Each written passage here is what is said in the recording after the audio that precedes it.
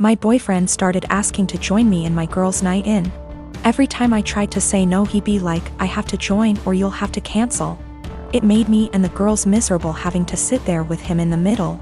This past Friday he insisted to join us again. I had enough. I came up with an idea to get him to hate hanging out with us.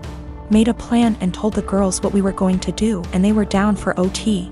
The girls came and my boyfriend immediately sat with us and started ruining our conversations by steering them towards him / his work / his achievement. So here's what I did. I started bringing up gross / embarrassing subjects, and the girls were eating them up by talking about them in details. Subjects like sevks, periods, his most sensitive spot, cramp diarrhea, hairy legs, fart getting trapped in the vulva and coming out the front, squeezing shit out of our faces, cramp diarrhea, dirty underwear, and again, cramp diarrhea. We talked about this stuff in boring details, like, I could feel his discomfort without even looking at him. But God, when I turned to see why, he got quiet suddenly. He was getting red in the face, and had sweat all over his forehead. I bet he found himself unable to relate to this subject, thus couldn't take part in the conversation. He got up from the couch ready to head out. I looked at him and asked where he was going, and he was like, I just remembered that I have an important meeting with a guy in about 10 minutes and I have to go now. He rushed out telling us to have fun. The girls and I started laughing hysterically. He came home and berated me, saying I made him feel uncomfortable / sick with the horrible subjects I kept bringing. I said, "What you talking about? This is the typical stuff girls talk about all the time," but he insisted I made him upset and caused him to leave. He declined to speak to me and been quiet since then. This is his apartment. He tells me who is and isn't allowed to come, and I thought this was fine since it's his place. Though I help with the bills, but he makes so much more as the head of security in his company, so that's that. I just can't believe how dense and blind I've been to his negative ways. He's still giving me the silent treatment, and I've decided it's just a lot to take. And so I'm temporarily moving in with one of the girls and will now be definitely reconsidering few things. I have a lot of family members. I come from a religious community that doesn't believe in the public school system and tends to have a ton of kids. I have an older sister, Julia, a stepbrother, Ron, a stepsister, Molly, a half-brother, Joe, and a half-sister, Lucy. Growing up, all of us were homeschooled.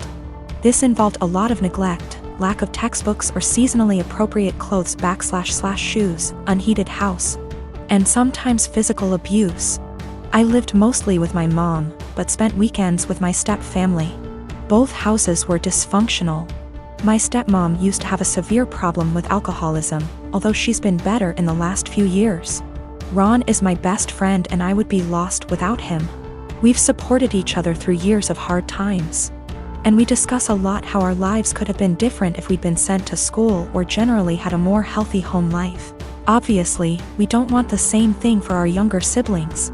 And don't want to see them struggling in minimum wage jobs while trying to study for a GED the way we're doing. When I went to visit him recently, I found that my stepmom had gone out of the country for an entire week and left the youngest two at the house. Ron and Molly both work. Molly hasn't been doing any homeschooling for about 2 years and are out of the house for most of the day and night. I tried to help Lucy with her math homework, but she was extremely behind grade level and kept getting distracted because she had to make lunch or do chores. Joe spends all day in his room playing video games and gets no guidance from anyone. I tried to as gently as possible get him to do some reading, but he doesn't understand how serious the situation is, and obviously is having too much fun to care. So I called CPS and reported educational neglect. And obviously everyone knew it was me. And Ron told me that stepmom said I wasn't welcome at the house anymore and to never contact any of them again. Molly is extremely mad at me. She blocked me on Facebook and doesn't have a cell phone where I can reach her. Julia, who somehow heard about all this despite living across the country, also blocked me on Facebook and reported my Facebook as impersonating a celebrity. Facebook deleted it, generally making everything harder. This stings even more because I'm already estranged from my bio-mom over my religious beliefs. I now have no family members left, besides Ron, thank bejeebus, who want anything to do with me. I feel like I make enemies everywhere I go. Ron has been saying for years that he can't call CPS, and I guess this is why, but at least he doesn't blame me. He suggested that I try to talk to stepmom once some time has passed, but I would have no idea where to begin. I met this guy in January and he became my boyfriend in February. Comes March, the world goes down the drain and we decided to move in together for the time of the pandemic. A few weeks ago, he shows me a post where this guy is challenged to an arm wrestling competition by his GF. The guy didn't seem to have any sort of training / workout, whereas his girlfriend did. I commented he might have a surprise. My boyfriend started educating me on biology and how men are stronger than women. I told him there were way too many factors to take into consideration to make such a broad comment. I have been doing weightlifting for 2 years and my boyfriend has never seen a gym in his life, so I used us as an example. That was a big mistake. He got really defensive and condescending, and made comments like, "That's cute." I just let it go. Fast forward to yesterday. He's playing some game with his friend, online, and I can clearly hear him talk about me. Well, curiosity killed the cat. At first it's all pretty and my ego is bursting, but then he says I'm delusional because I think I'm stronger than him. Pause. Seriously? I know I'm weak, but not weaker than a girl. So later, I decide to call him on his BS. I asked him if he wanted to come work out with me the next day, this morning, so he can show me how strong he is. He accepted and I was happy because I had been dying to bring him and initiate him to something I'm passionate about. So, this morning, we went to my friend's garage. My region allows groups of 10 or less and we wipe everything. I told him we're gonna do deadlifts. It's my favorite exercise and I was already planning to test my personal best, so it was perfect. My friend was there cause he corrects my form and it's been our Sunday ritual since COVID-19. We started light and slowly worked our way up, doing the same number of reps as the other. Comes 185, his form starts to crumble, so we made him go lighter. But 185 really isn't that much for me, so I kept stacking the plates. He looked very supportive and impressed the whole time. I ended up beating my personal best at 265. I was ecstatic and so were they. When we got in the car, he was very silent. I assumed he was just tired. We got home and that's when he exploded and asked me if I was proud of myself. Apparently, I humiliated him in front of my friend. I apologized. I didn't realize he was feeling that way. He got angry and said it really changed the way he saw me, like I'm less of a woman now. He stormed to the basement. I started collecting my things. But now I'm wondering if I should have been reading between the lines and stopped at 190 or something. Or just dropped it and never suggested we work out together. I knew very well I was stronger than him, but I just had to prove it to him. I, 29F, dated a guy Joe, 30M, for 3 months before he left me to go back to his ex Kim, 30F. Right after we broke up I found out I was pregnant and now I'm at 24 weeks. I let him know and he was ecstatic. Turns out his girlfriend had fertility issues and would likely never be able to get pregnant naturally, and he has always wanted to be a father. Getting back together was out of the question for both of us, so he's still with his girlfriend. Joe was only allowed at the initial appointment because of COVID-19 and we found out I was having twins. According to Joe, when he told Kim she had a mental breakdown about her infertility and wanted to talk to me. I met them at their house and Kim stated that she wanted to be involved in my pregnancy because she would eventually be the children's stepmother.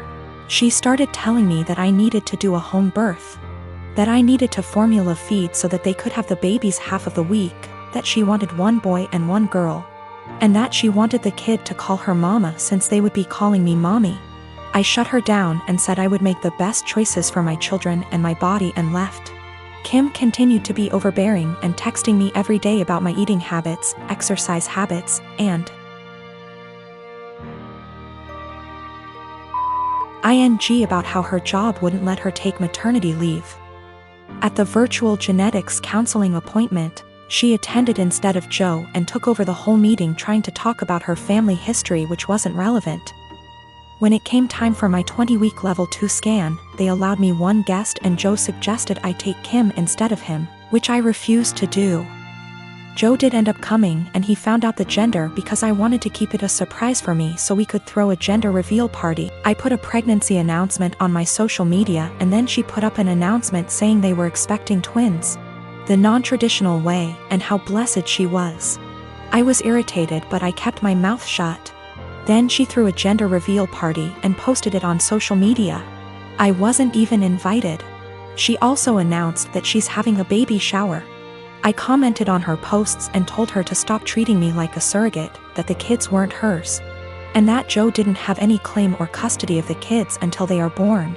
I then called Joe and reiterated all of this and stated that I would not be seeing either of them until we went to family court, and that my mother would be my birthing partner. He and Kim and some of her friends and family are saying I'm an asshole, and her mother even called and insisted I give her one of my babies. Like, this is the Parent Trap? I'm definitely getting a lawyer ASAP. Y'all have scared the shit out of me, but I'm happy you did. We used condoms because I do not react well to hormonal birth control, and I had to wait to get a non-hormonal IUD because of other medical issues. The Thursday I posted this, I went to the police and they stated that there was nothing they could do because a crime hadn't been committed. In my state, orders of protection are criminal or family, so I was able to get one against Joe.